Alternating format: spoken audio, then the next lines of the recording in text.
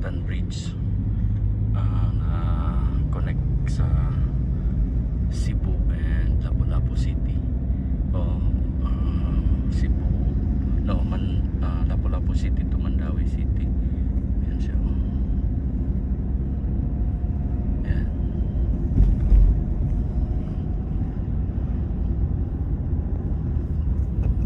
Napakaganda siya. May silang bike lane tsaka pathways, so pwede ka mag bisikleta tsaka pwede ka rin mag lakad papuntang kabila from Lapu-Lapu or Mactan patungo sa Mandawi City. So dalawang city ito nakakonect. So kung hindi mainit, maganda ito ilakarin, exercise na rin. Mga pilang kilometro ito sir sa bridge na yung tulay? Pila ka kilometro?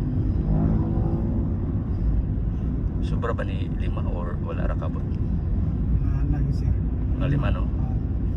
So kung pabalik 5-10 kilometers, pwede na siya pang exercise. So ayan. So ito na Mandawi City na ito.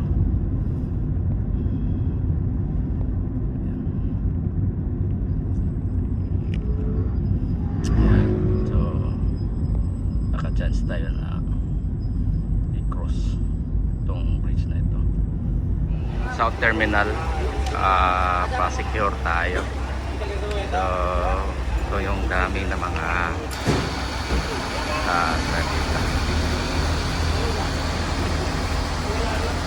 So dito tayo magbili ng ticket. Bili tayo ng ticket dito. So yan yung ticketing. Pasikihor tayo. Tayo ng ticket. So door 7 tayo. Oh, sorry. Dito tayo daan sa door 7. Ayan o. Naka-chance tayo ng direct Cebu Sikihor. 350 siya pero partial pa daw. Kaya doon na natin mag-kuhan doon ticket. So there's 7 tayo. At least naka-chance tayo na may biyahe pa sa Sikihor. Ito maganda ito. Kaya sana dire-diretso na tayo makapunta ng Sikihor. Ito may pan dito. Magbayad na naman tayo ng ticket. Good day, so lipay kayo sila nga natay bisita. Sir, pa Sikihor, okay lang? Pa Sikihor. Direct na. I-appeal lang ka ng charge sa barang ha? Kay barang, diretso ba? Di na ko magbayad dito. 447. Nag-partial. 447. Nag-partial, appeal na na, full na na. Full na na. Wala na po bayaran dito. Oo, sige, i-charge na ito tanan. Duha, bali duha. Bayad ako ng karon. Pagsaka na sa ba? Salamat sa pangalan na to, sir. So okay lang i-post na to sa YouTube na ko channel ha. Okay, gwapong tao mabuga. Kauyab na po di ba? Sige, salamat. Terminal dito. So mayroon tayong charge na diretso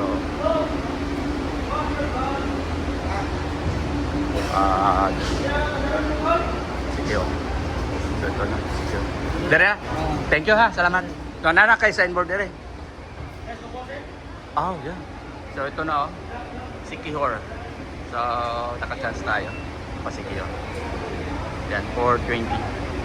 Ito yung van dito terminal pa Sikihor. Ayan. Ganda dito.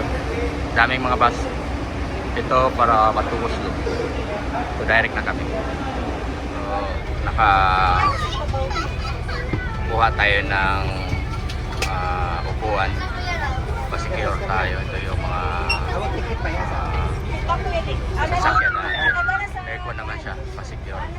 nakakuha tayo ng direct trip going to Siquijor. Dami na rin pasahero. Pasahero dito.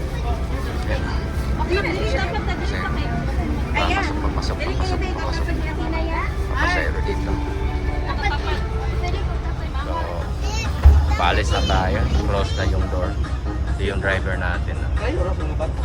8:02.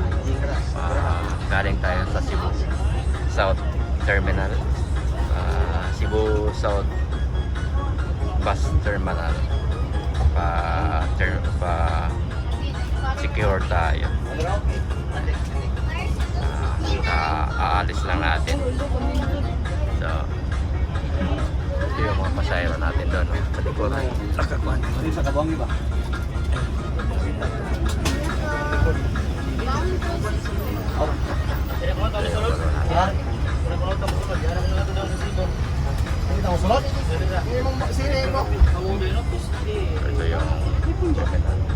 Ito yung Cebu South Terminal. Madami na rin diyang mga bus na nakahilera. Different destination. May Zamboanga. Pili na pala mga bus Zamboanga. Cebu Zamboanga. Sakay ka ng series. So lahat nitong pa-south dito ka magsakay. Daming mga rota dito. So, na-traffic tayo. Palabas na tayo sa South Terminal. Ito na yung conductor dito. So yung conductor dito sa Pilipinas. Driver tayo. Palabas na tayo. So, Cebu City pa tayo hanggang I guess pa Uslog tayo.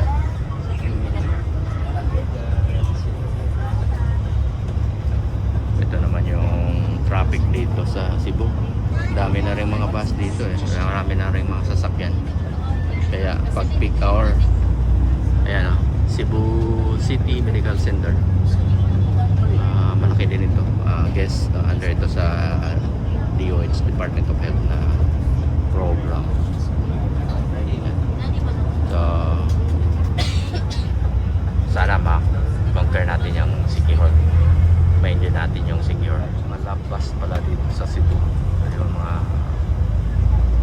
lampas project ng ating presidente. Pero sa Davao, maraming mga project ng city government. So dito sa Cebu, iba din yung mga project nila. Tingnan natin. Yan. Malabas. So.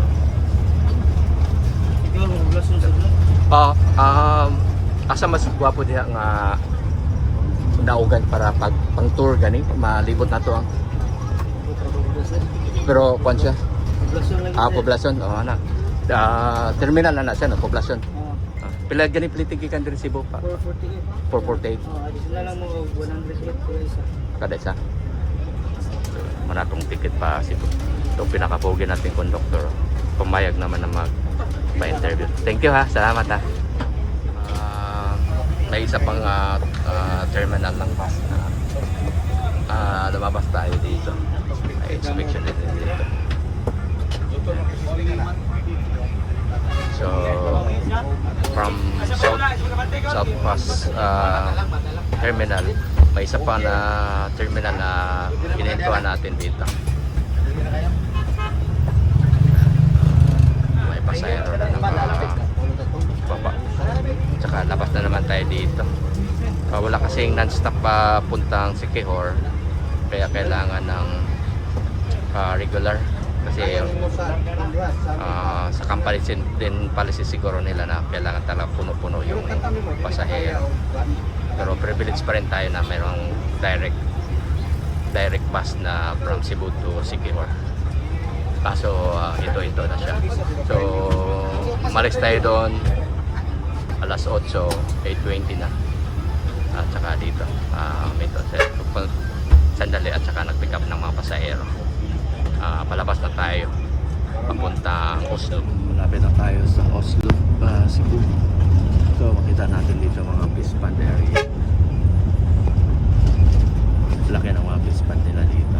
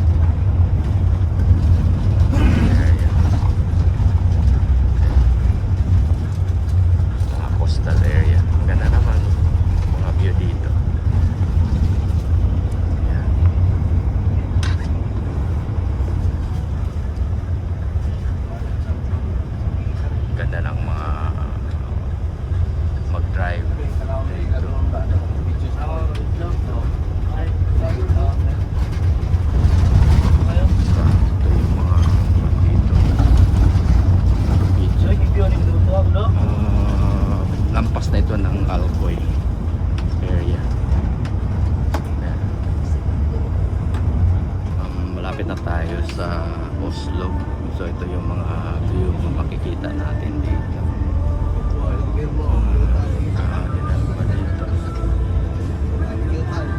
May mga resort din sa tabi. Ganda yung mga bandi.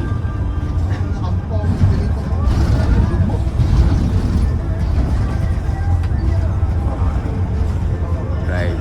Tapos yung mga iwasan yung mga paklumak pa rin yung mga daan. May mga bandi. Ito. Napaka-delikado na highway.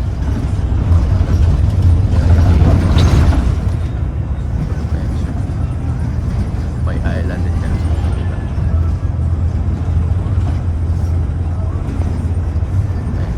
May mga marami na rin mga resort din. Tingnan tayo sa Oslob. Ito yung ticket para pang Siquijor. So hindi natin alam kung may makabalik pa tayo sa kabila.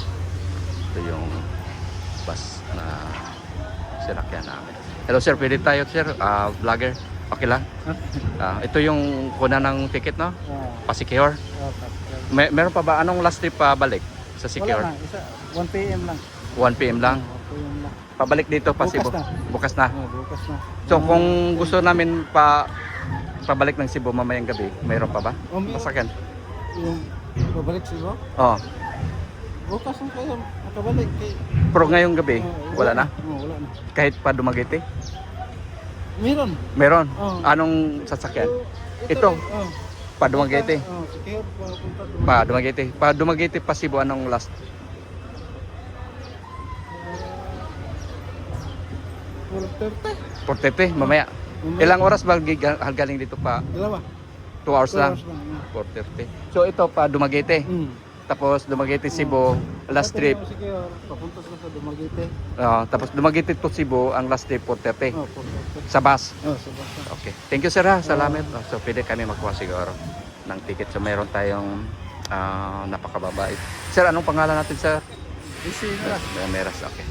Na pwede pala tayo makakuha ng ticket pa puntang Siquijor, then Dumaguete to Cebu. So may mga tourist din dito. Marami pa rin mga local tourists at international tourists pa Siquijor.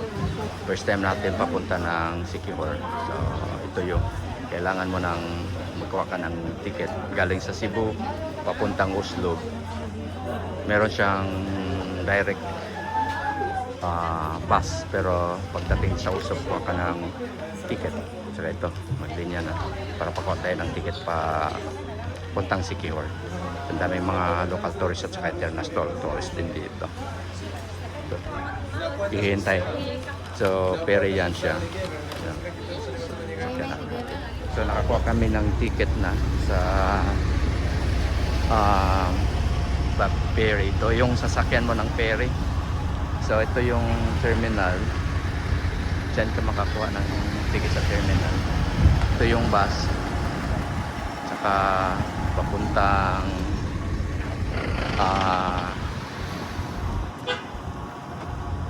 papuntang Siquijor. So ito yung sasakyan namin papuntang Siquijor. So mga 2 hours from Oslob, pero nakasakay kami ng series bus sa terminal. Magsakay kami para makapunta ng Siquijor. Balik din kami para hindi kami maiwan ng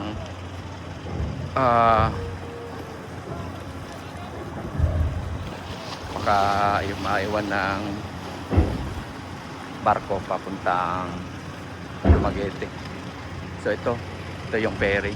So pwede sa bus at saka may mga private din at saka motor.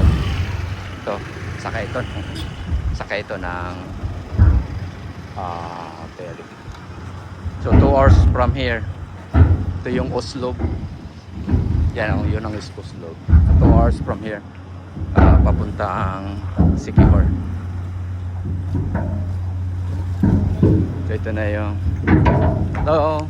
Ito yung mga kaibigan namin. Hello. Mga friend din naman yung namin. Hello. So dito tayo dadaan. Nauna yung mga pasahero. So pwede tayo meron silang aircon at saka economy. So dito tayo dadaan. So pasok tayo dito.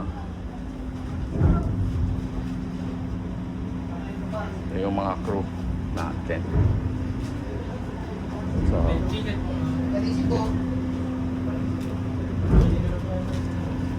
diyan tayo pasok. So inspection ng room. 500.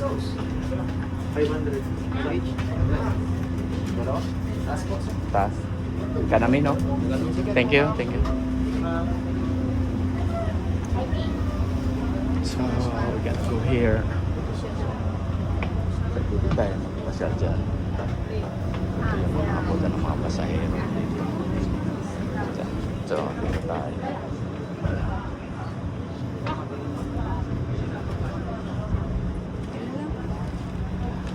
So, ito yung uslob dito. Ito naman mga pasahero. Ang dami na mga pasahero. Mga local tourist. Bago na lang meron. Dito. Oslo papuntang Sikihor. So may nakakaibigan tayo na isa sa mga pasahero. Sir, anong pangalan natin, sir? Junel Romero. Janelle. Tagan si Janelle. At present, nandito ako sa Cebu pero I'm staying in Sikihor for 25 years. So you're grown, raised and grown in Sikihor Since high school. since high school. So, ilang years na ka hindi nakabalik ng Sikihor? Pabalik-balik lang ko every month. Every month? Hindi ba mahirap magbisita sa Sikihor sir, kung sakali meron tayong mga watch sa ating channel? Paano ba magpunta kung galing sa Cebu or ibang lugar, paano ba magpunta ng Sikihor? Kung papunta ng Sikihor galing Cebu, pwede naman na yung by travel sa south, yung by land. By land. Tapos sakay ka ng ganito na mga super shuttle at saka mayroon din papunta ng Dumaguete. Paikot. So from Oslo dito, di ba? Oslo dito, ilang oras yun pa Sikihor? Mga 3 hours lang. 3 hours. Magkano ba ang pamasahe pang Oslo to Sikihor? Slope to Sikihor, mga 500 to 600. Oo, okay. Depende sa may oras lang first ba? Ano? Sa aircon at saka non-aircon. So, anong mga magagandang tanawin sa Sikihor, sir? Marami. Mostly beaches yun doon. Tourism beaches, mga falls, mga caves, mga lumang mga simbahan, mga historical. So, pero ang recommendation mo, sir, dapat hindi lang overnight, no? At least ilang At days? least 2 to 3 days. 2 to 3 days. Ma-enjoy mo talaga ang Ma-enjoy Sikihor. mo talaga ang Sikihor. Hindi yung mga overnight lang for one day, parang hindi ma-enjoy ang Sikihor, no? Okay. Sir, thank you so much, sir. Narinig ko nakabisita ka rin ng ibang other countries. So, what countries did you visit? Bago lang ako nag-visit sa Singapore, Malaysia, Thailand via cruise ship. At saka last year nag-US din ako. Mayroon akong training doon sa San Bernardino. Okay. Anong trabaho mo pala, sir, kung if you don't mind? Isa akong civil engineer. Civil engineer. So, sir. Pero mahilig ka rin mag-travel? Yes, I love travel. Okay. Sa US, sir, anong state ka doon nakapunta? Nakapunta ko ng Los Angeles at saka Arizona. Arizona. Actually, sir, sa North Carolina ako galing. Tsaka I'm privileged na binigyan mo ako ng time. Taas-taas yung time natin. Sir, sana makausap pa rin tayo. Very little time pero No subscribe, sir. and thank you so much, sir. Enjoy your stay in Sikihor.